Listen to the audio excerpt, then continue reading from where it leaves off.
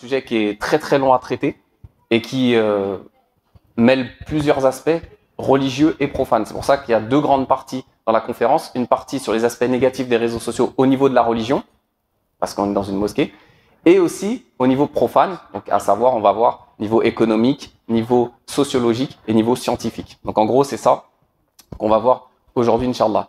Alors, pour qu'on se mette d'accord dès le début et qu'on sache de quoi on parle, parce que souvent on se rend pas compte quand on parle de réseaux sociaux, on se dit, ça représente quoi dans ma vie, le temps que je passe sur les réseaux sociaux?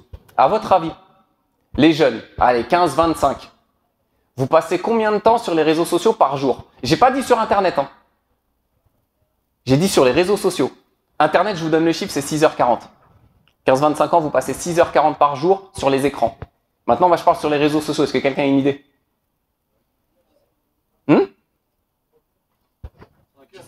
5 heures. 6h40 sur les écrans, ça fera beaucoup. Alors, je vais vous mettre, je ne sais pas si ça sera assez grand, mais là, sur les dernières études qu'on a en 2019, donc c'est ce qu'on a de plus récent, on est à peu près 2 heures par jour sur les réseaux sociaux entre 15 et 25 ans. Pour vous donner un ordre d'idée, les scientifiques sur la période actuelle 2022, ils parlent de doubler le chiffre. Donc là, imaginez qu'à la place de 2h12, on est en 2022, donc 3 ans plus tard, presque plus de 3 ans plus tard, on est quasiment sur entre 3 et 4 heures par jour sur les réseaux sociaux. Donc là, c'est important de savoir déjà que par jour, on passe 3 heures en moyenne sur les réseaux sociaux. C'est énorme. Vous imaginez en 3 heures par jour ce qu'on peut faire si on fait autre chose. Deuxièmement, à quel âge vous avez votre premier téléphone? En moyenne, en France, dans les pays occidentaux et en France en particulier, comme vous pouvez voir, c'est à peu près entre 10 et 11 ans. Est-ce que vous imaginez les dégâts que ça peut faire, un téléphone, un smartphone dans les mains d'un enfant de 10 ans ou 11 ans? C'est une porte sur le monde qui s'ouvre pour lui. Il peut avoir accès à tout. Je vous laisse imaginer. D'accord? Juste pour que vous preniez conscience. Alors, une bonne question, ces enfants-là, 11, 12 ans, 13 ans, 14 ans, où est-ce qu'ils vont? Sur quelles applications ils vont? On a des études qui nous montrent que la première application sur laquelle ils vont, c'est YouTube. La deuxième, c'est Snapchat. Alors YouTube, on parlera des algorithmes un peu plus tard, Inch'Allah, mais c'est pareil. Qu'est-ce qu'ils vont faire sur YouTube? On leur a posé la question. Majoritairement, ce qui arrive en numéro 1, ce que vous voyez en bas à droite, dans le graphique, centre d'intérêt plateforme, c'est surtout des vidéos de jeux vidéo. Ils regardent beaucoup ça. Et en deuxième, regardez, humour. Ils regardent des vidéos d'humour, les petits, avec des humoristes qui blasphèment l'islam, etc. Qui insultent parfois l'islam. D'accord? Et en troisième, c'est quoi? La musique. La musique. Ils écoutent de la musique sur YouTube, avec tous les clips de rap que vous avez à votre disposition. Donc ça, les enfants, ils regardent ça à 10-11 ans. C'est bien de le savoir. Même si je sais que vous, la majorité, vous n'avez pas 10-11 ans, vous avez des enfants ou vous allez en avoir. Voilà ce qu'ils font sur Internet. Et quand vous allez sur YouTube, vous connaissez les algorithmes. Ils vous proposent des vidéos. Au début, vous allez regarder une vidéo de Coran, puis en dessous, une autre vidéo de Coran, une vidéo de Coran, puis hop, un clip de... Voilà. C'est comme ça que ça marche. Alors, c'est quoi les objectifs de cette conférence? Je ne vais pas vous dire, c'est haram, les réseaux sociaux, jetez vos téléphones contre un mur. Parce que de nos jours, c'est clairement limite une nécessité d'avoir des réseaux sociaux. Personne ne peut s'en passer. C'est très très dur de s'en passer. Donc l'objectif, c'est pas ça. L'objectif, je vais vous parler un petit peu des réseaux sociaux aujourd'hui pour que vous preniez conscience de la gravité de la chose. Qu'une mauvaise utilisation des réseaux sociaux, c'est très très grave au niveau religieux et au niveau profane. D'accord? Donc là, c'est une prise de conscience que je vous demande. À moi déjà en premier et à vous aussi. Prenez conscience. Déjà, le chiffre que je vous ai donné, entre 3 et 4 heures par jour sur les réseaux sociaux, là, normalement, vous devriez vous dire qu'il y a un petit problème. Donc, ça a des conséquences sur votre présent, religieusement, dans ce bas monde et dans l'au-delà, et ça a aussi des conséquences sur le futur. À plein de niveaux qu'on va essayer de voir, Inch'Allah, aujourd'hui. Ensuite, deuxième objectif, c'est apprendre à optimiser les réseaux sociaux. Parce que je vous ai dit, je ne vais pas vous dire de jeter vos réseaux sociaux. C'est apprendre à optimiser votre utilisation. Déjà, la diminuer, ce serait bien, de passer de 3 heures ou 4 heures par jour à moins. Et vous avez un outil, hein. Vous recevez la notification sur Apple, et je pense que c'est pareil sur les autres téléphones. Une fois par semaine, il vous envoie combien de temps vous avez passé sur votre téléphone. Et quand vous cliquez sur le détail, il vous met par application. Imaginez tout ce que vous pourriez faire. Quand il vous dit vous avez passé, je sais pas, 4 heures par jour sur les réseaux sociaux ou sur les écrans. Et imaginez le nombre de livres que vous auriez pu lire. Imaginez le nombre de sciences que vous auriez pu maîtriser. Imaginez le nombre de versets du Coran que vous auriez pu mémoriser. Simplement en diminuant votre dose. Donc, apprendre à optimiser. Le but, c'est pas d'éliminer totalement les réseaux sociaux de nos vies. D'accord? C'est pas ça qu'on vous demande. Et même moi, je pense que j'en serais incapable, pour être honnête. D'accord? Alors, plan de la conférence, première partie, les aspects négatifs au niveau religieux. D'accord? Ça va être assez simple. Et deuxième chose, sur les aspects profanes. D'accord? Les aspects négatifs au niveau profane. Donc, notamment le côté scientifique. Quels sont les dégâts que ça cause sur votre cerveau? Sur notre cerveau, moi aussi. Deuxièmement, au niveau sociologique, sur la société, les dégâts que ça a au niveau de la société. Et troisièmement, au niveau économique. Parce qu'on va voir que le nerf de la guerre, c'est l'argent. Et un petit rappel de circonstances que je vous ai mis ici. Vous savez, quand Allah subhanahu wa ta'ala nous parle dans le Coran de l'alcool, le vin, il nous dit quoi? Il nous dit, il nous enseigne une règle, Allah Azza wa Jalla, dans le Coran, qui est que quand dans une chose, il y a du positif et du négatif. Ce qui est le cas des réseaux sociaux, et comme Ibn Qayyim le dit d'ailleurs, c'est le cas de la majorité des choses sur Terre. La majorité des choses sur Terre, elles ont un côté négatif, un côté positif. Maintenant, si le côté positif l'emporte, la chose elle est halal. Si le côté négatif l'emporte, la chose devient haram. C'est un principe de base qui est tiré de ce verset du Coran que je viens de vous citer. Donc là, les réseaux sociaux, de base, aslan, ils sont halal. Mais ça va dépendre de l'utilisation que tu en as. Donc lorsque les préjudices dépassent les intérêts, la chose devient interdite. Donc attention que votre utilisation des réseaux sociaux ne se transforme pas en quelque chose de haram. Faites très attention à ça. Et vous allez voir que ça va très très vite. Premier effet néfaste des réseaux sociaux, le mot c'est chronophage. Vous savez ce que ça veut dire chronophage? Pour ceux qui ne savent pas, ça tue ton temps. Ça te vole ton temps. 4 heures par jour. Vous imaginez le temps qu'on perd? Et ça, c'est grave religieusement. Pourquoi? Parce que ça t'éloigne de l'essentiel. Allah Azza wa Jalla dit quoi dans le Coran? وَمَا خَلَقَتُ الْجِنَّ وَالْإِنسَ إِلَّا لِيَعْبُدُونَ. Je n'ai créé les djinns et les hommes que pour qu'ils m'adorent. On n'est pas sur terre. Oui, on peut se détendre. On peut utiliser un petit peu de choses qui sont futiles, un petit peu de réseaux sociaux. Mais il ne faut pas que ça te détourne de l'essentiel. Et excusez-moi, mais quand on passe 4 heures par jour sur des réseaux sociaux, c'est autant de temps qu'on passe pas à faire autre chose. D'essentiel. Donc ça, il faut bien en prendre conscience. C'est une arme du diable pour vous détourner. Tu as envie de lire le Coran, tu as envie d'aller à la mosquée, allez hop, tu commences à te mettre sur Snap, tu te rends même pas compte, il y a 1 heure qui est passée. La prière, ça y est, elle est loin. Donc faites très attention à ça, prenez conscience du fait que ça vous éloigne de l'essentiel. Allah subhanahu wa ta'ala, il le dit, c'est pour l'adoration qu'on est sur terre. D'accord? Ce qui n'est pas en opposition avec le fait qu'on a le droit de se détendre. C'est pour ça que je vous dis, on ne vous demande pas d'éliminer complètement les réseaux sociaux, mais simplement de limiter l'utilisation au nécessaire. D'accord? Deuxièmement, ça mène à la procrastination. Quand vous êtes sur les réseaux sociaux, vous avez des devoirs à faire. Je parle aux plus jeunes. Vous avez des devoirs à faire. Ou pour les plus âgés, vous avez un travail à faire. Vous avez une mission à faire. Vous avez quelque chose à faire. Quand vous mettez sur les réseaux sociaux, procrastiner, ça veut dire remettre taswif. En arabe, on appelle ça taswif. Ça veut dire remettre à plus tard. Je le ferai plus tard. Surtout les jeunes, collège, lycée, tout ça, même à la fac. Je me mets sur Snap et je ferai mes devoirs plus tard. Et tu te rends compte qu'au final, tu les as fait tes devoirs ou pas? Statistiquement, non. On les fait pas. On les fait plus les devoirs. Parce qu'on a perdu tout notre temps sur les réseaux sociaux. Donc ça, il faut prendre conscience. Procrastination, je repousse à plus tard et les regrets. Allah subhanahu wa ta'ala, il nous dit quoi dans le Coran? Hatta idha jaa ahaduhum al-maut qala rabbi irji'un la'alli a'malu salihan fima tarakt. Quand la mort, elle arrive à l'un de nous, qu'est-ce qu'on va demander au Seigneur? Renvoie-moi sur terre. Pourquoi? Pourquoi on veut retourner sur terre? Pour que je fasse tout ce que j'ai délaissé. Ya Allah, tu vois toutes ces heures que j'ai passées sur les réseaux sociaux. Ya Allah, renvoie-moi sur terre, je vais prier. Je vais apprendre le Coran. Je vais aller à des doros. Je vais lire des livres. Je vais faire... Il y a un retour possible ou pas? Regret. Regret. Tout ce temps qu'on aura perdu, on va le regretter. À chaque fois, je dis on parce que, voilà, je suis parmi vous. Deuxième effet néfaste des réseaux sociaux, très important, c'est que ça engendre beaucoup de moqueries. Les jeunes, quand vous allez sur les réseaux sociaux, et même les plus âgés, vous remarquez quoi? C'est tout le temps des moqueries. Ouais, c'est ça. Alors qu'Allah subhanahu wa ta'ala nous a dit quoi? Ya ayyuhalladhina amanu la yaskhar qawmun min qawmin asa an yakunu khayran minhum. C'est interdit dans le Coran de se moquer des autres. Et malheureusement, notre utilisation des réseaux sociaux se résume souvent à des moqueries envers les autres. Allah il dit ne vous moquez pas d'un peuple, de certaines personnes, parce que ça se trouve, ces personnes-là dont vous vous moquez sont meilleures que vous auprès d'Allah.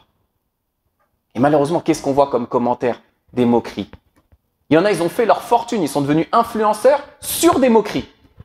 Ils ont fait leur argent, leur métier sur les moqueries, sur les réseaux sociaux. Ça, c'est très très grave. Il faut prendre conscience aussi que ça va très très vite. Au début, c'est juste un commentaire, mais tu te rends compte qu'en fait, tu es tombé dans la moquerie. Et ça, Allah Azza wa Jalla, il va te le reprocher le jour du jugement et tu peux finir en enfer à cause de ça. Juste une parole, le prophète sallallahu alayhi wa sallam l'a dit. Ce qui peut être, quand on dit une parole, ça peut être un commentaire.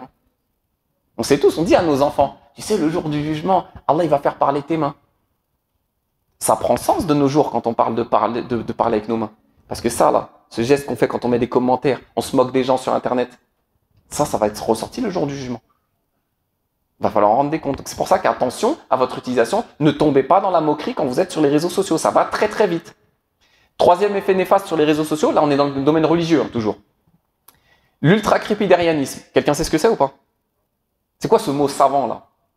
Un mot compliqué là, du dictionnaire. Vous savez pas ce que c'est? Eh ben c'est un problème. Parce qu'on est tous dedans.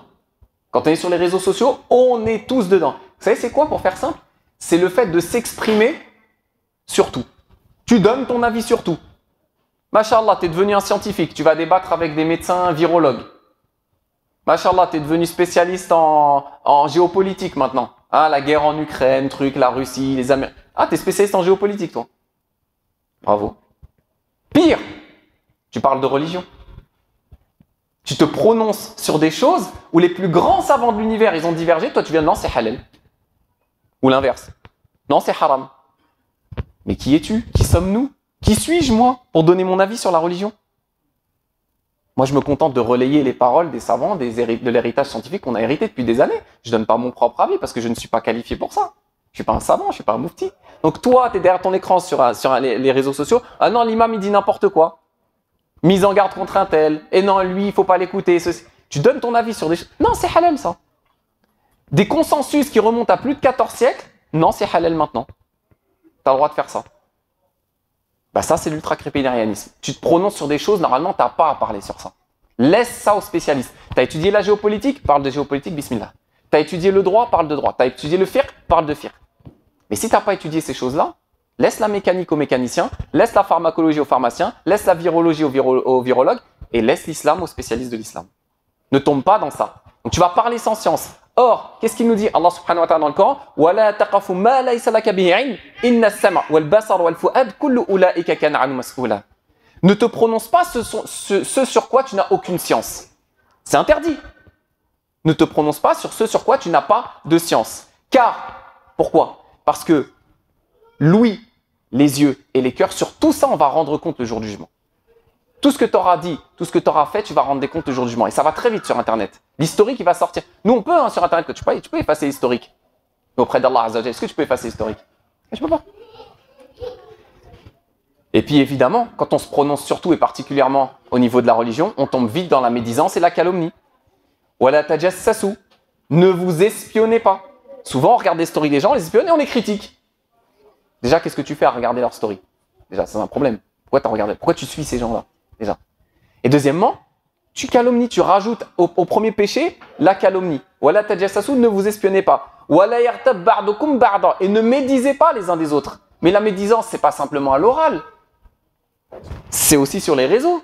Allah, il voit tout, il entend tout, y compris ce que tu écris. Donc ça, il faut en prendre conscience. Wala yartab ba'dukum ba'da, ayuhibbu ahadukum an ya'kula lahma akhihi maytan fakarihtumuh. Allah subhanahu wa ta'ala, il nous donne une image qui est incroyable dans le Coran. Il nous dit, critiquer les gens, médire sur eux. Encore pire quand c'est des gens de science. Personne n'est à l'abri de nos jours avec Internet. Même les plus grands savants du monde, ils sont critiqués par des ignorants. Les plus grands savants du monde. Critiqués par des gens qui savent même pas réciter la Fatiha correctement. C'est normal ou pas? Pourquoi? Parce que c'est les réseaux sociaux qui ont donné du pouvoir à certains. Et Allah, il nous donne cette image. Il nous dit, médire de son frère. C'est comme si tu mangeais la chair de ton frère mort. Est-ce que quelqu'un pourrait faire ça? Personne d'entre nous ne pourrait manger la chair de son frère mort. Ben, quand tu critiques quelqu'un, tu médis sur lui, tu le calomnies, c'est comme si tu faisais ça. Donc attention à ne pas tomber dans la médisance sur les réseaux sociaux. Ensuite, quatrième effet néfaste, alors ça c'est un gros problème.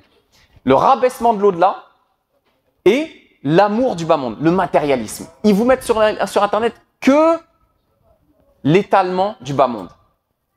Et ça vous touche. Ça touche votre foi, mais on ne s'en rend pas compte. On commence dans notre cœur à avoir plus d'amour pour ce bas monde, à force de voir des restaurants, des hôtels, des villas, piscines, grosses voitures, des gens qui exposent leur argent comme ça sur les réseaux sociaux, leur réussite entre guillemets, si on peut appeler ça de la réussite. Bah dans ton cœur, on s'en rend pas compte, mais dans ton cœur, ça fait quoi? Ça diminue la valeur de l'au-delà. Je donnais l'image. Hier,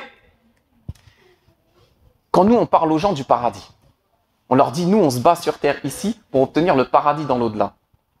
À force de regarder des influenceurs qui vous vendent une vie de rêve sur les réseaux, il y en a pour certains qui considèrent que le paradis, c'est Dubaï. Pour eux, c'est ça. Bah oui. Les rivières, les piscines, les villas, tout ça, tu peux l'avoir sur Terre pour eux. Mais ce qu'ils n'ont pas compris, c'est quoi? C'est que ça, c'est juste mata'u dunya. C'est juste le semblant de la vie sur Terre. C'est même pas 1/1000 de ce que tu peux obtenir au paradis. Mais pour eux, dans la tête des gens, à force de regarder ça, ils pensent que c'est ça le paradis. Et du coup, la valeur de l'au-delà diminue. C'est pour ça qu'Allah subhanahu wa ta'ala nous dit wa farihu bil hayatid dunya. Ils se réjouissent de la vie sur Terre. Ils sont contents de vivre dans leur luxe et de l'étaler sur les réseaux sociaux. Mais wa mal hayatud dunya fil akhirati illa mata'. Mais le bas monde, par rapport à l'au-delà, c'est juste une jouissance trompeuse, éphémère. Mais malheureusement, dans notre cœur, ça joue. On ne se rend pas compte, mais le matériel grandit, le matérialisme grandit dans notre cœur et on s'attache à ce bas monde à force de regarder ces gens-là. Et ça fait grandir aussi dans notre cœur la jalousie, à force de regarder des gens qui ont du luxe sur les réseaux. Parce que c'est ça qu'on vous expose, comme derrière, on verra tout à l'heure. C'est l'argent, le nerf de la guerre. On vous expose que des choses de ce bas monde. Et le prophète, sallallahu alayhi wa sallam, dans le hadith très connu, il dit « Unzuru ila man huwa asfala minkum, wa la tanzuru ila man huwa fawqakum » Regardez ceux qui sont en dessous de vous, pas ceux qui sont au-dessus. Parce que quand tu regardes des gens qui ont des millions, ou des milliers d'euros, des centaines de milliers d'euros, qu'est-ce que tu vas faire? Ta vie, elle va te paraître minable. Tu roules en Clio, tu regardes des gens qui roulent en Ferrari, subhanallah. Tu te dis, ma vie, elle est minable.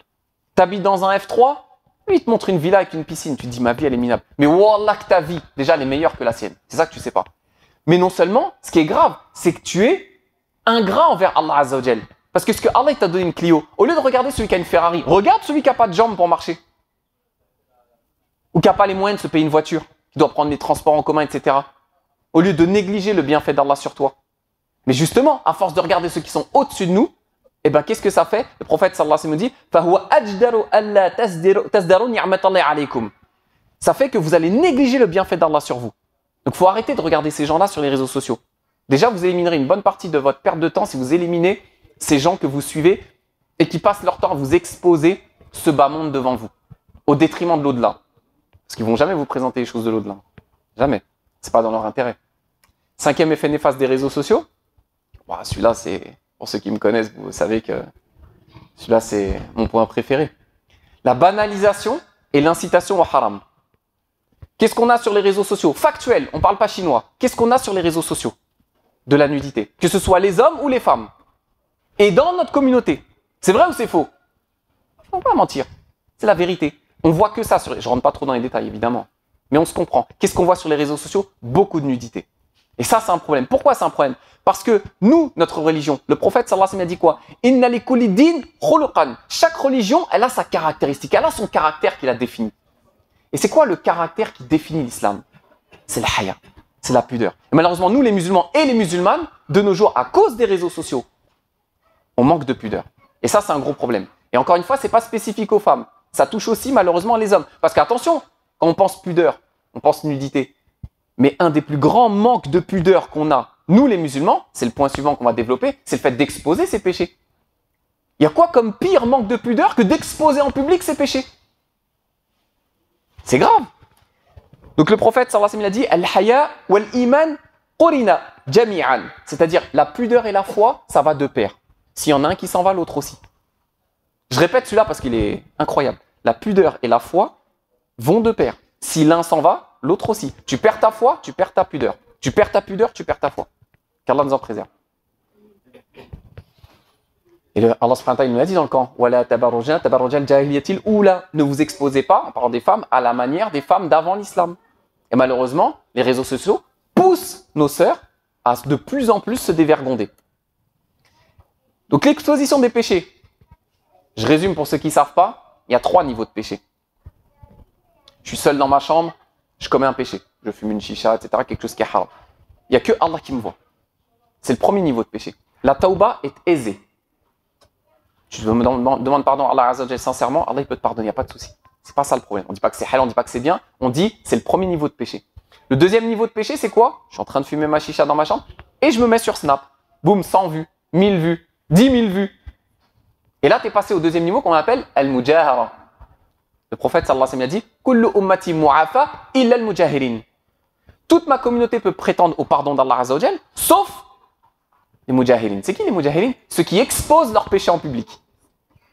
Tu t'es privé toi-même de la miséricorde d'Allah en faisant ça. Non, on a un troisième niveau maintenant. C'est quoi le troisième niveau? C'est je commets le péché, j'expose mon péché et j'incite les gens à faire la même chose que moi. Regardez, je joue au jeu de hasard. Vous avez vu, je fais du bet-click et tout là. Allez, je vous donne un petit code promo pour vous aussi, vous tombez avec moi. Et c'est quoi le vecteur de tout ça? C'est les réseaux sociaux. Donc ça, c'est un problème. C'est un gros problème qu'on a. Donc mémorisez bien ce hadith. Kullukum mu'afa ou kullu ummati dans une version mu'afa illa al-mujahilin. Toute ma communauté peut prétendre au pardon, sauf ceux qui ont exposé en public leurs péchés. Tu pêches? On pêche tous, moi le premier. Mais cache-toi. Pourquoi tu exposes tes péchés? Troisièmement, les réseaux sociaux, ils sont un vecteur d'escalade dans la violence et dans la bêtise. Quand il y a un influenceur qui perce, il débute, il fait une dinguerie, il fait quelque chose de fou. Il va faire 100 000 vues. Derrière, il y a tous les petits, ils vont se dire quoi? Ah, il a fait 100 000 vues en faisant ça. Moi, il faut que je fasse quoi? Mieux. Ou pire, plutôt, on devrait dire. Il faut que je fasse pire que lui. Et puis, quand il fera 200 000 vues avec sa deuxième dinguerie, ben, il y en a un troisième qui va venir. Moi, il faut que je fasse pire, pire, pire. Au point qu'on a des gens maintenant qui n'ont plus aucune limite. Plus aucune. Quitte à se moquer de la religion. On en a souvent parlé, même ici, sur le minbar, j'en ai parlé. Les moqueries dans la religion, c'est très très grave. Parce que ça fait du buzz. Derrière, tu fais 100 000 vues quand tu insultes Allah. Dans notre propre communauté. Et on partage ça. Sur les réseaux sociaux. Donc attention. Déjà, on ne doit même pas prêter notre regard à ça. On ne doit même pas regarder ça. Et encore moins le relayer. Le prophète, sallallahu alayhi wa sallam, il a dit « Ad-dalu ala shar kafa'ilihi » Celui qui commet un mal ou qui appelle à un mal, il prend le péché de tous ceux qui vont le commettre aussi. Et de même que celui qui montre une bonne action, il prendra une partie de la récompense aussi de tous ceux qui l'ont fait, sans diminuer à eux, hein, évidemment, par la miséricorde d'Allah Azza wa Jal. Donc attention à ne pas tomber ça. Et les clashs sur Internet, sur les réseaux sociaux, c'est que ça. Que des clashs. On clash tout le monde. Ils se clashent entre eux, ça fait des vues, ça ramène de l'argent. Maintenant, ils ont trouvé un nouveau filon, on clash les imams. Voilà. C'est normal. Maintenant, un influenceur au bout de la terre, qui n'a strictement rien à voir avec concrètement avec la religion, pas grand-chose à voir, il va pas hésiter à clasher des imams. Clasher, je dis bien le clash. Hein. C'est même pas un débat dit, non, c'est un clash pour faire des vues sur Internet. Est-ce que ça, c'est normal? Donc attention sur les réseaux sociaux. Et la violence aussi, hein, parce qu'on a vu dans les cités que soit ils ont fait ça, truc violent, et puis après une escalade, etc. L'autre cité veut faire pire que la première cité, ça on l'a vu de nos yeux. Ça existait déjà à l'époque, mais encore plus avec les réseaux sociaux.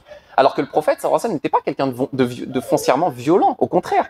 Il est rapporté du prophète, sallallahu alayhi wa sallam, qu'il n'a jamais frappé une femme, un domestique, même un animal, subhanallah. S'il frappait, c'était en temps de guerre, et c'est une exception, c'était pas la règle.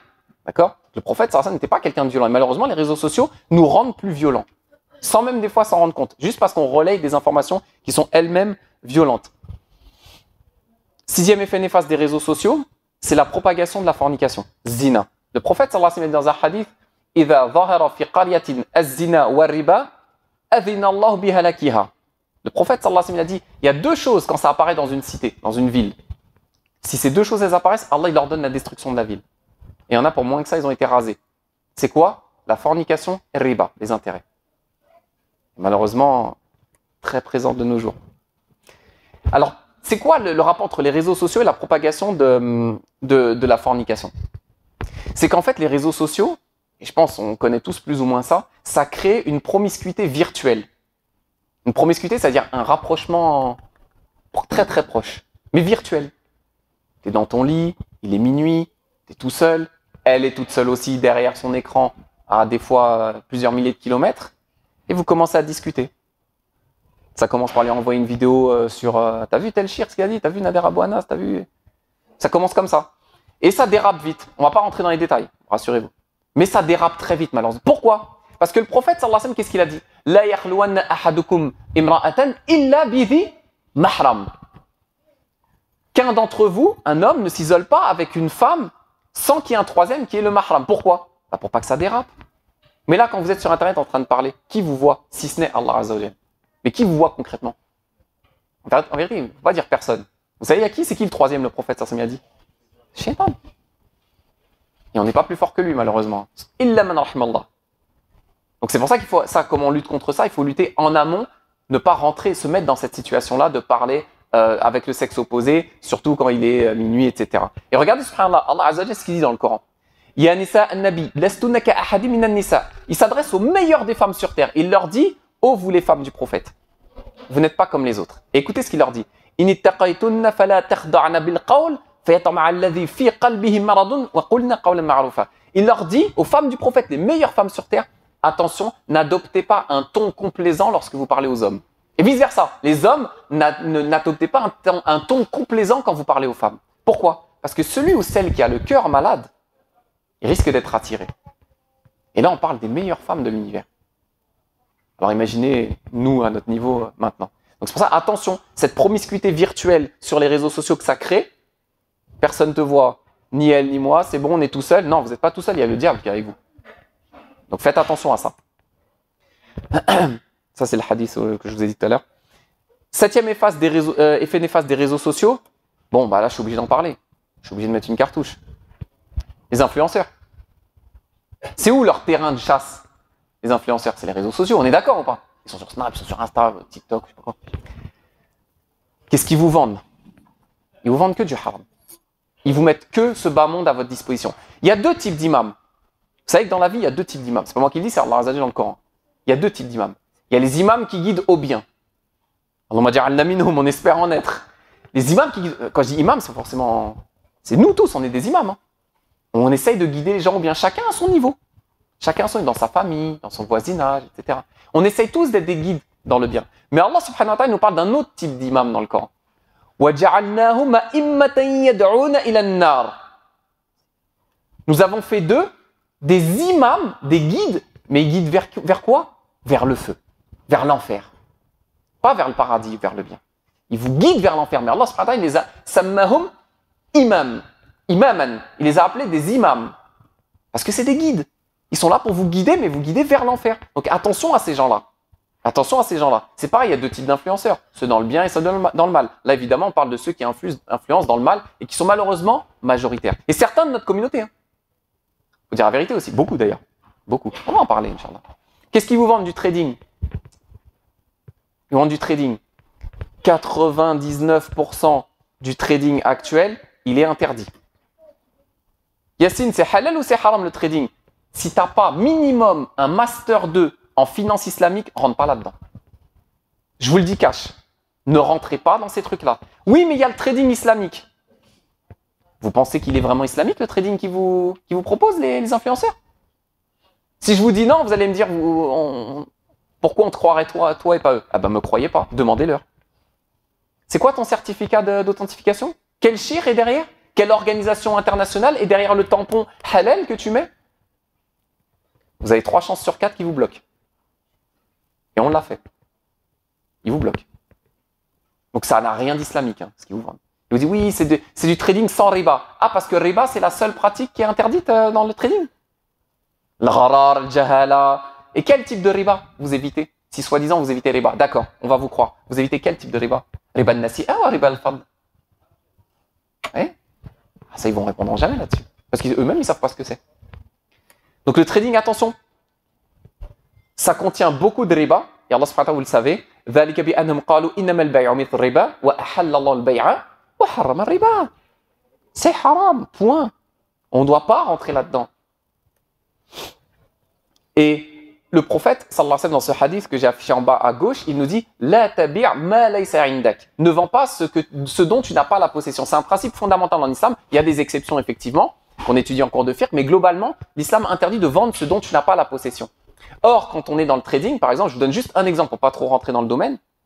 Je vous donne un exemple, c'est que par exemple, quand ils vont vous vendre de l'or sur les marchés, vous savez que la plupart des traders qui vont vous vendre de l'or sur les marchés, ce sont des titres de propriété d'or. Or, le prophète, sallallahu alayhi wa sallam, dans les conditions pour pouvoir acquérir de l'or, il faut ce qu'on appelle al-qabd, la prise en main. Et quand on te vend un titre, c'est juste un papier avec marqué Monsieur Untel est propriétaire d'un kilo d'or, ou d'un lingot, ou d'un Napoléon. Mais vous l'avez pas dans votre main. Personne n'a d'ailleurs, c'est juste un titre. Même le trader, il l'a pas. Même le broker, il l'a pas. C'est juste un titre qu'il a acheté sur les marchés. C'est haram. Ijma'. Tout le monde est d'accord là-dessus. Il y a des exceptions, des règles, etc. Mais en gros, c'est haram. D'accord? Je rentre pas dans trop de détails parce que ce serait compliqué, ce serait alourdir la conférence. Et qu'est-ce qu'ils vous vendent aussi les influenceurs sur les réseaux sociaux? Des paris sportifs et des jeux de hasard. Donc moi, il faudra m'expliquer quelque chose. Jusqu'à maintenant, j'ai jamais compris ça. Allah subhanahu wa ta'ala dit quoi dans le Coran? Ya ayyuhalladhina amanu innamal khamr wal maisir wal ansab wal azlam rijzun min amali shaytan fajtanibuhu la'allakum tuflihun. Dans le même verset, Allah il t'interdit l'alcool, le vin. Tout le monde est d'accord là-dessus? Tout le monde est d'accord là-dessus. Juste après, il te dit et les jeux de hasard. Pourquoi? Pourquoi vous prenez une partie du verset et vous rejetez l'autre? Ah non, je bois pas d'alcool, c'est haram. Par contre, les jeux de hasard, tiens, réseaux sociaux, allez hop, pour mettre la daronne à l'abri. Mais pourquoi? Pourquoi tu choisis dans la religion que ce qui te plaît? C'est pas ça l'islam. L'islam, c'est la soumission. Ça veut pas dire qu'on est parfait. On commet tous des péchés. Mais il y a une différence entre commettre le péché et appeler au péché, comme on l'a dit tout à l'heure. Donc faites très attention à ça.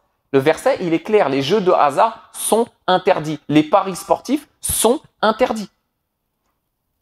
Comme est interdit l'alcool. C'est la même chose. C'est dans le même verset. Donc faites très attention à ça. Parce que ça, vous avez vu, il y a une enquête.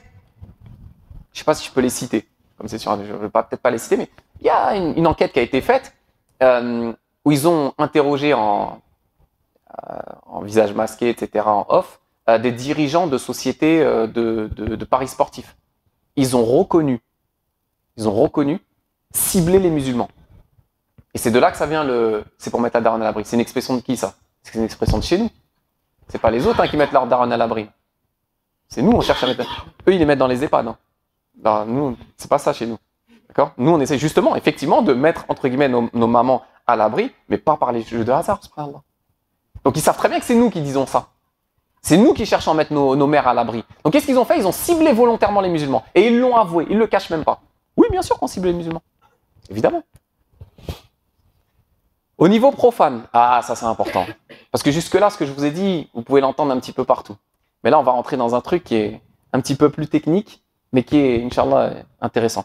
Alors, il y a des dégâts sur les réseaux sociaux au niveau scientifique, notamment sur votre cerveau. Quand on sert des réseaux sociaux, ça touche notre cerveau, mais on s'en rend pas compte. On va expliquer.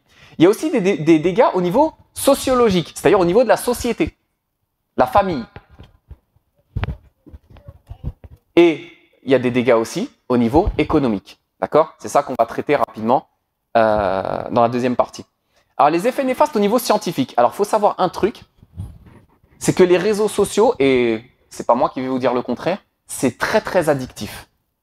C'est comme une drogue. Non, c'est pas comme une drogue. C'est une drogue.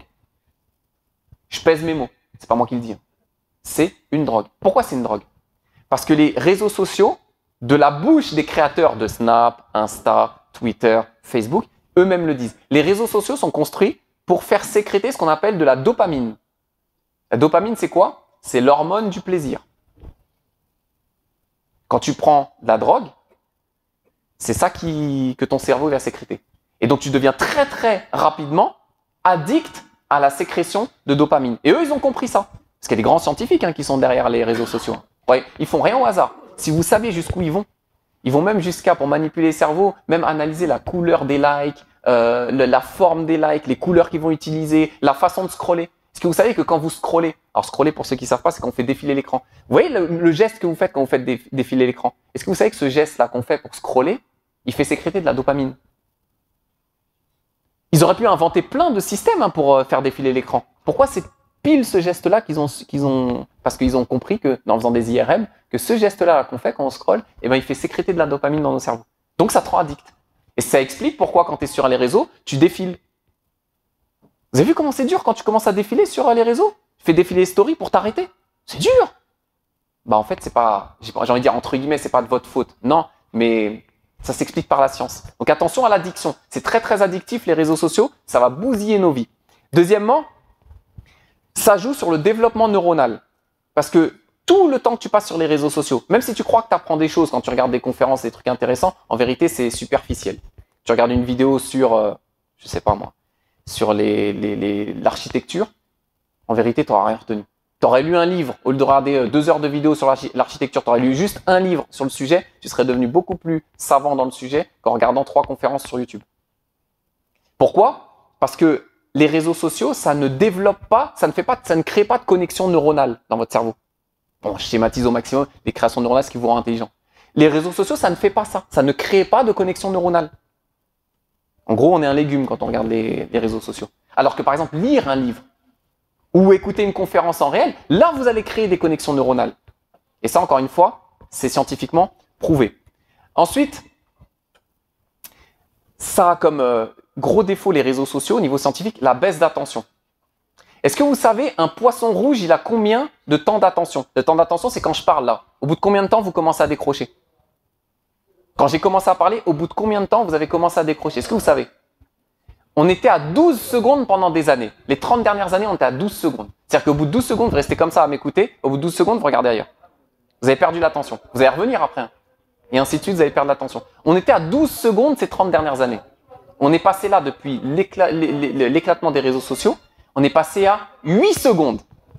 8 secondes d'attention. Au bout de 8 secondes, tu décroches. Imaginez pour apprendre le Coran. Ou pour apprendre la science profane, etc. Vous allez décrocher au bout de 8 secondes. Le poisson rouge, il a, regardez, 9. 9 secondes. On est descendu, c'est pas moi qui le dis, hein. Je vais vous donner les références après, les études scientifiques, tout ça, pour pas... Yassine, il dit n'importe quoi. Non, on va vous donner les références. Le poisson rouge, c'est 9 secondes. Notre cerveau, il est moins attentif que celui d'un poisson rouge. À cause des réseaux sociaux. C'est normal, ça. On est devenu pire que des animaux. On se rend pas compte. Parce que là, ce que je vous dis là, votre temps d'attention, il y a 8 secondes, personne s'en est rendu compte. Malheureusement. Et pourtant, on est en dessous des poissons rouges. Ensuite, un des effets pervers, c'est la sédentarité ou le sédentarisme. C'est le fait que, à cause des réseaux sociaux, on bouge beaucoup moins. Et on sait qu'il y a une corrélation entre l'utilisation des réseaux sociaux et le sédentarisme. Tu restes beaucoup plus chez toi quand tu as les réseaux sociaux. Maintenant, tu n'as plus besoin de te déplacer comme nous à l'époque, les anciens, ceux de mon âge. Là. Tu voulais jouer, tu descendais. Maintenant, beaucoup moins. Tu voulais parler avec ton pote, fallait aller sonner à l'interphone chez la voisine, etc. Il descend, tu descends, ouais. Maintenant, il n'y a plus. C'est tac, tac, tac, tac, t'es dans ton lit, il est dans son lit, vous parlez, etc. Il n'y a plus d'échange, il n'y a plus de mouvement. Et on sait que le sédentarisme, il a des grosses conséquences, notamment sur la santé. On sait qu'il y a un lien entre le sédentarisme et les maladies cardiovasculaires, et l'obésité, par exemple. On sait que plus tu utilises les réseaux sociaux, plus tu vas grignoter, par exemple. Ça, c'est pareil, c'est vérifié. C'est pas à négliger. C'est pas à négliger. Ensuite, le principe de validation sociale. Alors là, on rentre dans la sociologie. Bon, ceux qui me connaissent, vous savez. On rentre dans la sociologie. Le principe de validation sociale. Ça, c'est le fait, ce qu'un petit peu étudié la pyramide de Maslow. Vous connaissez la pyramide de Maslow? Le besoin d'estime de soi, le besoin de reconnaissance. Tout être humain, il a ça en lui. On a tous besoin de la reconnaissance de nos pairs. Plus ou moins. Certains, ils ont beaucoup besoin, et d'autres, ils ont moins besoin. Non, mais c'est humain. On a tous besoin de plaire un peu aux autres. À nos parents, à nos amis, ou à la masse. D'accord? Et eux, ils ont compris ça, les réseaux sociaux. Ils ont compris qu'on a tous besoin du principe de validation sociale. On a tous besoin d'être reconnus par nos pairs. Donc, qu'est-ce qu'ils vont faire? Ils vont, avec les réseaux, ils ont créé un outil de propagation de l'estime de soi. En gros, tu vas chercher à aller sur les réseaux, mettre des photos, des vidéos de toi, pour obtenir l'approbation sociale des autres. Concrètement, tu vas rien gagner. C'est pas parce que tu as eu 1000 likes que tu vas gagner quelque chose. Hein. À moins que tu sois suivi par 1 million de personnes et que tes likes soient monétisés. Mais on parle de nous. Concrètement, tu as mis une photo de ton plat. Vas-y, on va prendre des exemples concrets. Tu as mis une photo de ton plat. Le photo sur 8 likes. À quoi ça sert? Si ce n'est créer une frustration peut-être chez certaines personnes qui n'ont pas accès à ces plats-là. Des convertis ou des gens, peut-être leur femme ne sait pas cuisiner. Alors, et ils voient ça, t'as vu ce qu'elle a fait? Et puis après, bon, voilà, tu regardes les stories des autres. Voilà, ça va vite. Donc, on a besoin de cette approbation. On met des photos. Pourquoi tu as mis la photo? Je sais pas. Mais en vérité, c'est pas que tu sais pas. C'est que tu as besoin que les autres, ils te valident. Tu as besoin de ça. Et donc, tu vas utiliser les réseaux sociaux pour ça. Et donc, ce principe de validation sociale, une fois que, c'est bon, j'ai été validé, j'ai eu 8 likes sur ma photo de frites. Vous savez, le hamburger, là. Quand vous allez au resto, vous prenez en photo le hamburger sur le meilleur angle et tout. Vous voyez ça, là? Tu as eu 8 likes. Il y a 8 likes qui t'ont, des personnes qui t'ont dit, waouh, Psartek. Ça sert strictement à rien. Si ce n'est que tu as activé ton principe d'approbation sociale et que donc tu vas sécréter quoi? Circuit de la récompense et tu vas sécréter de la dopamine. Et voilà. C'est ça l'objectif derrière. Pourquoi tu mets des photos? Pour avoir l'approbation, pour derrière avoir une sécrétion de dopamine, avoir ta dose. Là, je suis bien, j'ai été validé par 8 personnes. Bon, là, je parle de plat parce qu'on est dans une mosquée. Mais imaginez que normalement, c'est pas avec ça qu'on essaye d'avoir l'approbation sociale. Les femmes, c'est pas, elles le font aussi avec les plats, mais c'est pas avec les plats qu'elles essayent d'obtenir l'approbation des hommes. On se comprend, hein. Pas rentrer dans trop de détails. Mais c'est ça. Tout ça derrière pour que, elle est validée. Elle a fait 100 000 vues en faisant une danse ou je ne sais pas quoi. Mais c'est quoi derrière? Voilà, elle va sécréter de la dopamine. Donc la dopamine, ce que je vous ai dit tout à l'heure, c'est l'hormone du désir, de la motivation, etc. Ce qu'on a dit tout à l'heure.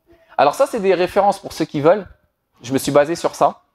Alors Michel Demurget, c'est un des plus grands neuroscientifiques français, si ce n'est le plus grand, spécialisé dans le domaine des réseaux sociaux et des écrans. Donc il avait commencé, si mes souvenirs sont bons, c'était en 2010-2011, il avait écrit ce livre-là, donc TV Lobotomie, à lire. Hein. C'est les effets de la télé, des écrans en général, parce que c'était avant les réseaux sociaux qu'il a écrit ça. Quels sont les effets des écrans télé et donc des réseaux sociaux, parce que maintenant les petits à 4-5 ans, ils sont sur Snap. Quels sont les effets des écrans sur le développement neuronal des enfants? Je vous donne juste un exemple qu'il donne dans son livre. Ils ont pris un enfant, ils l'ont mis dans une pièce. Ils ont mis un jouet, des cubes. Un enfant de 2 ans, 1 an et demi, 2 ans. Qu'est-ce qu'il fait l'enfant? Il voit des cubes. Il prend, il empile les cubes, ça tombe, il recommence, etc. Jusqu'à ce qu'il arrive à empiler les cubes d'une certaine façon. Et quand il a réussi à les empiler d'une certaine façon, il va les empiler d'une autre. Ce que tout le monde fait. Maintenant, la même scène, même enfant. Vous lui mettez les cubes et à côté un smartphone ou une télé. Qu'est-ce qu'il va faire? C'est automatique. 100% des enfants, ils vont se diriger vers l'écran, la télé ou le smartphone. D'accord? Donc qu'est-ce qu'il va faire? Il va commencer à faire défiler. Bêtement. Il va appuyer, il va faire ça. Nanana. Est-ce que vous savez une chose? C'est que le fait qu'il n'ait pas pris les cubes, comme je l'ai dit, les cubes, c'est ce que j'expliquais tout à l'heure, ça s'appelle la plasticité neuronale. Quand il va prendre les cubes et qu'il va les mettre et que ça va tomber, il va recommencer. Il est en train de construire son cerveau. Son intelligence, elle est en train de se développer. Ça y est, les neurones, ils se font. Maintenant, est-ce que vous savez que quand il est en train de regarder l'écran, il ne s'est pas occupé des cubes? Donc les neurones qu'il aurait dû construire en utilisant les cubes, il les a pas utilisés. Il les a pas construits. Pire que ça. Vous savez ce qu'il dit Demurget dans ce livre-là, TV Lobotomie? On ne peut pas revenir en arrière. Même si 6 jours après, finalement, c'est trop tard. Une fois qu'il a pris l'écran, ça y est, c'est fini, je ne peux plus revenir en arrière. Les conséquences sont irréversibles. C'est ça sa thèse dans TV Lobotomie. C'est qu'en fait, les neurones qu'on n'a pas construits, on ne peut plus les récupérer. Ce qui explique la chute du QI dans les pays occidentaux, entre autres. Alors, il a fait une mise à jour, il y a quelques années, la fabrique du crétin digital, où il explique, donc cette fois, c'est la même chose, mais avec les smartphones. Donc, tout ce que je vous ai dit aujourd'hui, c'est dedans. Et ce qu'il a fait, ça s'appelle une méta-analyse. Pour ceux qui ne connaissent pas, c'est qu'il a regroupé toutes les analyses scientifiques du monde. Vous imaginez le taf, hein. Toutes les analyses scientifiques du monde qui parlent des effets néfastes des réseaux sociaux sur nos cerveaux. Et il en a fait un livre. Bon, il est balèze le livre. Vous avez vu, je l'ai mis sur les réseaux sociaux. Il est comme ça. Je l'ai saigné. Mais une fois que vous avez vu ça, vous allez lâcher vos téléphones un petit peu. Et je connais des gens, dont je fais partie, hein, qui ont refusé toute télé pour les enfants à partir de avant. Alors, sur son premier livre, il était sur 3 ans. Il disait que c'était 3 ans. Jusqu'à 3 ans, il faut que les enfants ne voient pas du tout d'écran. 0. Sous peine d'avoir des neurones qui ne se construisent pas. Même si c'est un petit peu, non, lui dit 0. Et il ramène 150 pages d'études scientifiques qui confirment ça. Et là, sur le deuxième, Fabrique de crétin digital, il est revenu sur son avis, il a dit maintenant les scientifiques ont changé d'avis, c'est pas d'écran pour les enfants avant 6 ans. Avant 6 ans. Sinon, derrière, c'est mort. T'as quel âge? Ah, ça va. T'avais des écrans avant 6 ans?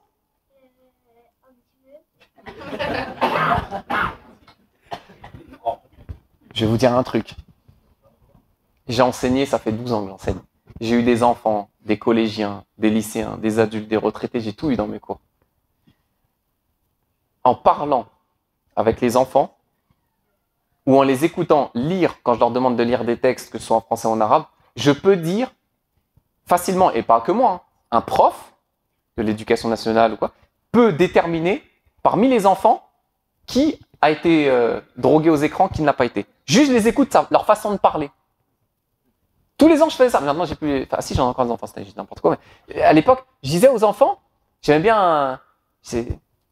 Toi, t'as une tablette à la maison? Non. Tu regardes la télé à la maison?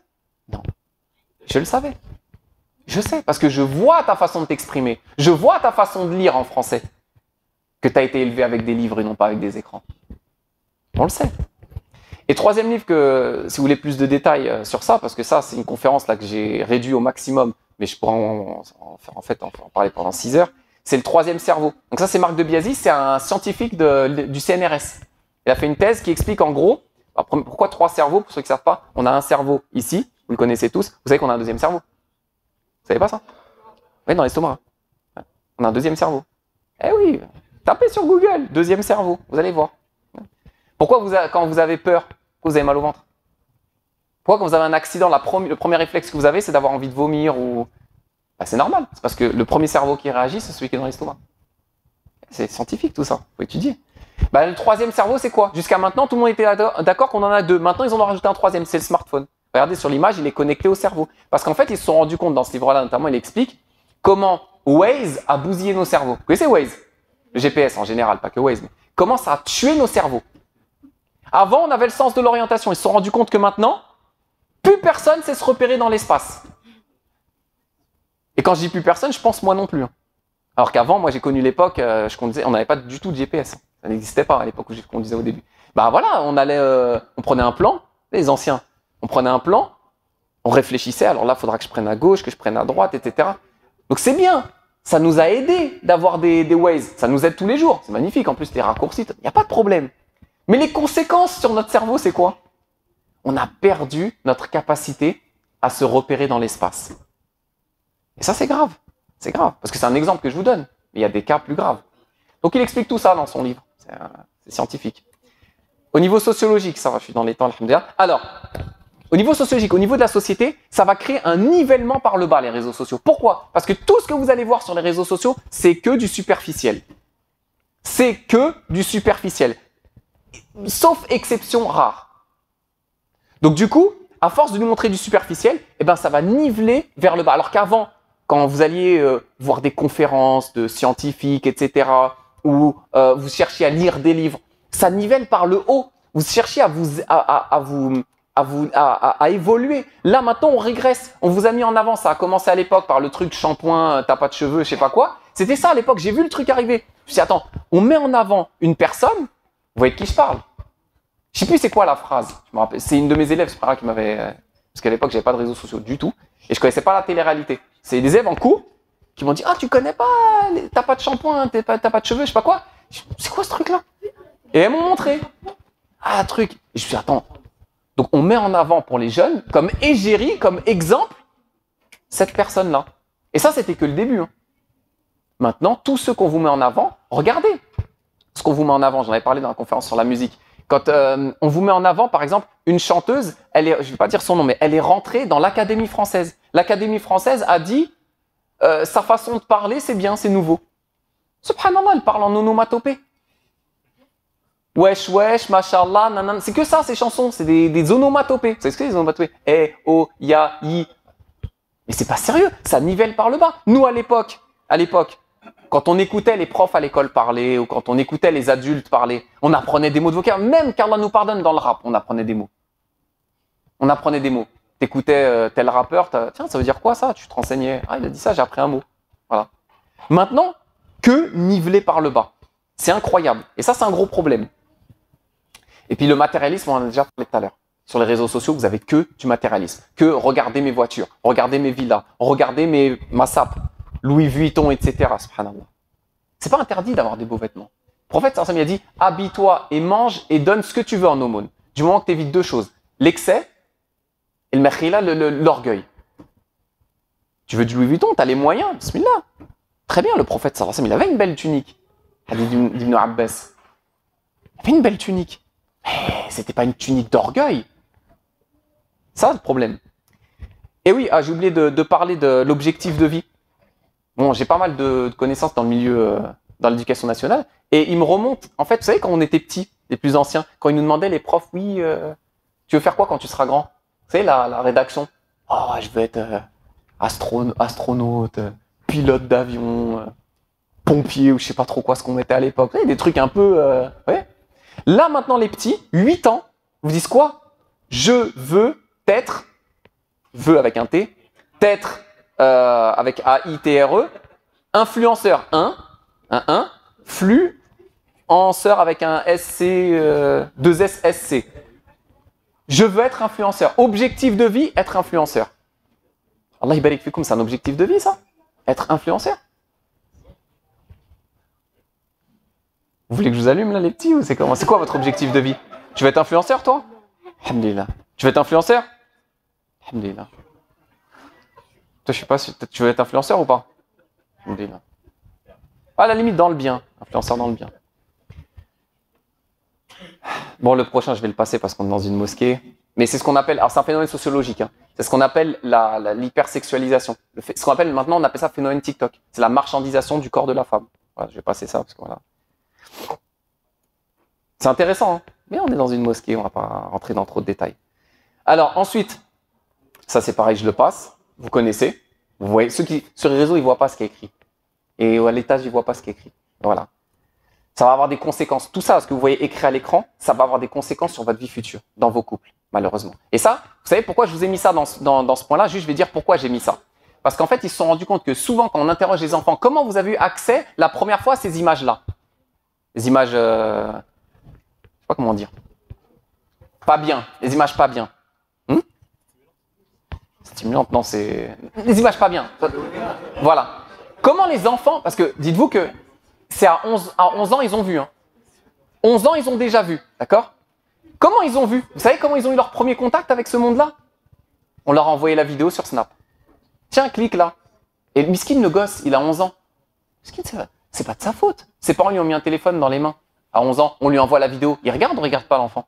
Malheureusement, il regarde. Qu'Allah nous en préserve. C'est pour ça, ne mettez pas des smartphones dans les mains de vos enfants. Et s'ils en ont, surveillez. Parce que ça va aller très très vite. Hein. Ensuite, propagation de la fornication, on en a parlé tout à l'heure. Je vous cite un chiffre. Hein. En France, 62% des enfants, ils sont nés hors mariage. Statistique officielle. Attention, je sais ce que vous allez dire. C'est normal, c'est le non-musulman. Oui, majoritairement. Majoritairement, c'est les non-musulmans. Mais ça arrive dans notre communauté.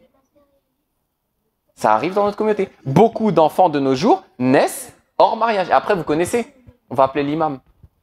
Vite, fais-nous un halal vite fait, s'il te plaît. Parce que là... Petite parenthèse. Hein. Femme enceinte, zina, le mariage, il est haram. Il faut attendre qu'elle ait accouché. Petite parenthèse. Donc voilà.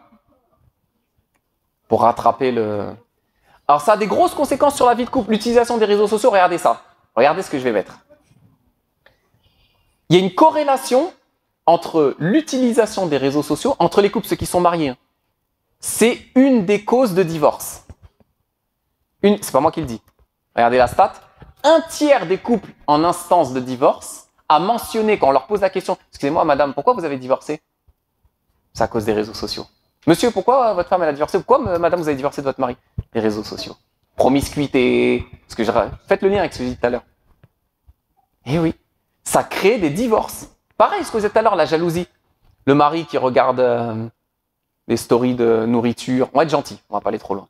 Il regarde des stories de nourriture, il voit des sœurs qui posent les plats, tout ça, puis la femme qui est jalouse, etc. Pourquoi tu regardes ça? Ils ne plaisent pas mes plats. Vous connaissez ça? Ça peut mener à des divorces, ça plus ça plus ça, ça mène à des divorces. Ou la sœur qui regarde tout le temps sur les réseaux sociaux des influenceurs qui ont des millions, qui partent à Dubaï, qui vivent à Dubaï, etc. et qui commencent à regarder son mari de haut. Les vacances au village en Algérie, vous voyez ou pas? On pourrait pas aller à Dubaï. Le mari miskin, il fait selon ses moyens et voilà. Tu veux pas qu'on aille à Dubaï? Et au bout d'un moment, dans son cœur, il y a le 10 000. Elle va négliger les biens. Et ça peut être dans l'autre sens. Hein.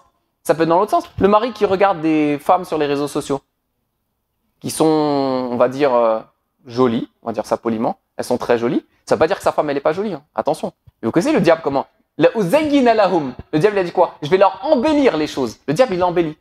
Quand tu es marié, les autres, elles te paraissent souvent plus belles. Alors que c'est factuel, elles ne le sont pas, mais c'est le diable qui t'embellit les autres. Donc il regarde sur les réseaux. Il regarde. Mais sa femme, au bout d'un moment, il va la regarder de haut. Ouais. Quand il s'est marié, elle était belle. Elle était trop belle. Mais là, maintenant qu'il regarde que sur les réseaux sociaux des autres femmes, il va commencer à la trouver un peu moins belle. Et ça peut mener à des divorces. Je reste poli, parce qu'on est dans une mosquée. Et ça favorise l'adultère. Vous connaissez le site Glidden? Alors ici, en France, c'est super. On vous met ça sur les arrêts de bus et sur les bus. Alors Glidden, ceux qui ne savent pas, c'est un site qui met en contact des gens qui veulent faire l'adultère, zina. Je vais pas plus loin. On passe. Ça suffit. Hein. Vous voyez le niveau auquel on est arrivé. C'est sur les réseaux. C'est un réseau social, Guidan. Un réseau social qui met en contact les gens qui veulent faire du haram. Et vous imaginez à quel niveau on est arrivé? Sallallahu alayhi wa sallam. C'est incroyable. Et pensez pas que c'est spécifique aux non-musulmans. Malheureusement, si vous saviez, on peut pas vous dire des choses ici, hein. Mais si vous savez, demandez aux imams ce qu'ils entendent. Ici, vous demandez Cheikh al-Arabi. Demandez à Cheikh al-Arabi ce qu'il reçoit comme message, etc. Demandez-lui. Vous allez être choqués. Non, c'est pas possible. Eh non, chez nous, ça arrive. C'est la réalité. Ça n'a rien de nier. Alors, le paradoxe. Regardez celui-là. Le paradoxe. Les réseaux sociaux, à la base, ça a été inventé pour quoi? Pour créer des liens entre les gens. Vous voyez, c'est l'histoire de Facebook. Je ne vais pas vous la faire. À la base, c'est censé relier les gens. Là, on se rend compte quoi? Tu prends une famille traditionnelle, un petit peu moins chez nous. Alhamdulillah, les musulmans, un petit peu moins. Mais ça commence à arriver. Vous prenez le repas traditionnel. Vous trouvez quoi? Le fils, il est sur sa tablette, il est en train de manger. Le père, il est sur son téléphone. La mère, elle est sur Snap. Et l'autre enfant, il est en train de regarder la télé. Chacun est sur un truc différent. Allahu Akbar. Les réseaux sociaux, ils nous ont éloignés. Juste anecdote personnelle. Peut-être ça vous arrive aussi, je ne sais pas, peut-être je suis fou. J'ai de plus en plus de mal avec les relations sociales. Je vous explique pourquoi. J'ai de plus en plus de mal à voir les frères. Vous savez pourquoi j'ai du mal à voir les frères? Parce que quand je vais voir un frère, j'ai du mal à supporter le fait que quand je lui parle, il est sur son téléphone. J'arrive pas. Et donc du coup, j'en suis venu à me dire, je vais plus voir la majorité des gens, parce qu'en fait, la majorité des gens, ils sont comme ça, malheureusement, et moi, ça m'énerve, en fait. Vous voyez ou pas? Je suis un peu nerveux. Et ça m'énerve. Donc du coup, voilà, je suis en train de te parler, tout ça, ouais, ça va, ça fait longtemps, on s'est pas vu. Je t'ai à peine dit, salam alaikum, t'es déjà en train de parler à quelqu'un sur Snap. Mais frère, pourquoi on se voit? Alors ça sert à rien, viens, on se parle sur Snap, ça ira plus vite. Donc vous voyez les réseaux sociaux, comment ils nous ont éloignés. C'est grave, subhanallah. Je vous parle même pas dans les familles. Hein. Ouais, c'est bien, Snap, WhatsApp, ça permet de parler avec ma mère, etc. Ouais, mais du coup, vu que tu peux parler avec elle sur WhatsApp, tu vas plus la voir. C'est bon, j'ai fait mon devoir, je vais envoyer un vocal tous les jours, je vais envoyer un petit vocal. Mais oui, mais ça ne nous dispense pas de l'obligation d'aller les voir, nos parents. C'est ça le problème. Donc c'est le paradoxe des réseaux sociaux. C'était créé à la base pour nous relier, et au final, 20 ans après ou 15 ans après, on se rend compte de quoi? Ça nous a tous séparés. On se voit encore moins qu'avant. Ensuite, manipulation de l'opinion. Il y a un reportage, il s'appelle « Derrière nos écrans de fumée ». Ils ont fait quoi? Ils ont pris des anciens dirigeants de Twitter, Facebook, Snap, Insta, qui balancent tout. Ils disent, regardez comment on manipule les élections. C'est pas du complotisme, hein. C'est factuel, c'est eux qui vous le disent. Ils disent, regardez comment on arrive à manipuler l'opinion. Mais de toute façon, c'est connu ça, on le sait. C'est très facile de manipuler l'opinion dans n'importe quoi, hein, quand on est sur les réseaux sociaux. Je vous donne un exemple tout bête. Hein. Ils utilisent les algorithmes, par exemple, s'ils savent que tu as une tendance, on va dire, de gauche, ils vont t'envoyer plein de vidéos, d'articles, etc., de gens qui sont pour te maintenir dans ton système de pensée. Ou l'inverse, s'ils veulent te faire changer d'avis, ils vont t'envoyer plein de vidéos qui disent le contraire de ce que tu penses, jusqu'à ce que tu sois convaincu. Ils vont te mitrailler. Tac, tac, tac, tac, sur les réseaux. Bon, c'est un outil de propagation et de propagande, les réseaux sociaux, ça on le sait. D'ailleurs, certains l'ont avoué. Trump l'a avoué, Macron aussi en 2017 l'a avoué. Ils ont utilisé les réseaux sociaux comme outil de propagande. Donc c'est pas du complotisme. Je vous invite à découvrir un personnage qui s'appelle Edward Bernays, dans les années 20. C'est l'inventeur du marketing et de la manipulation de masse, ce qu'on appelle la manipulation de masse. Bon, il y avait déjà Gustave Le Bon qu'on avait parlé au 19e siècle dans beaucoup de livres, notamment la manipulation de masse. Je sais pas, il s'appelle le livre, je sais plus. Psychologie des masses, par graphique. Psychologie des masses. Donc Edward Bernays, lisez-le parce que si vous lisez Edward Bernays dans son livre qui s'appelle Propaganda, il vous explique comment on manipule la masse, comment on manipule les gens. Et lui, ce qu'il a fait à l'époque en 1920-22 et pour la guerre de 14-18. En fait, on se rend compte que c'est exactement la même recette qu'ils appliquent sur les réseaux sociaux. Si vous comprenez ça, vous ne vous ferez pas manipuler. Très important. Edward Bernays, Propaganda. Vous achetez ça, un petit livre. Vous allez tout comprendre. Et derrière nos écrans de fumée, comme je l'ai dit. On va bientôt finir, rassurez-vous. Et aussi, au niveau sociologique, il y a un gros effet néfaste qu'on ne peut pas ne pas mentionner sur les réseaux sociaux, c'est le cyberharcèlement. Vous avez vu le nombre de suicides qu'on a à cause de gens qui se sont fait harceler sur les réseaux sociaux? Des moqueries qui tournent mal et la personne elle se suicide, ou au minimum des dépressions. C'est incroyable le nombre de dépressions qu'il y a.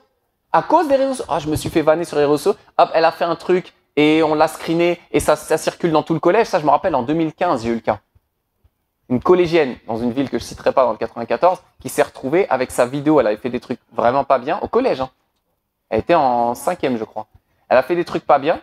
La vidéo, elle a tourné dans tout le collège. Vous imaginez dans quel état psychologique elle devait être, la petite. Hein. C'est chaud. Musulmane. Hein. Et le chantage. Ah, j'ai des photos de toi. Fais ce que je veux, sinon je balance tout. Ça, c'est sur les réseaux sociaux. C'est très, très grave. Ensuite, ça, c'est la dernière chose compliquée que j'aborde. Après, Inch'Allah, on a fini. Théorie de la comparaison sociale. Alors ça, les réseaux sociaux, ils utilisent ça. C'est une théorie sociologique donc, qui dit que, en fait, quand vous allez sur les réseaux sociaux, il y a deux buts. Les créateurs des réseaux sociaux, ils ont compris que l'être humain, il a deux buts. Un, se rassurer, c'est le premier but. C'est en rapport avec ce que j'ai dit tout à l'heure. C'est sociologique tout ça. Et deuxièmement, gonfler son estime de soi.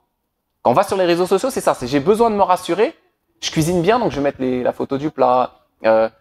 J'ai de l'argent, donc je vais mettre la photo de mon iPhone ou de ma sacoche Louis Vuitton, etc. Vous voyez ou pas? C'est pour te rassurer et pour gonfler ton estime de soi. Ça, les réseaux sociaux, ils l'ont bien compris. Donc, ils utilisent ce qu'on appelle l'apprentissage vicariant. C'est nouveau. C'est une théorie qui est très récente chez les psychologues et sociologues. L'apprentissage vicariant, c'est un principe. Les enfants, il faut écouter ça parce que ça vous concerne.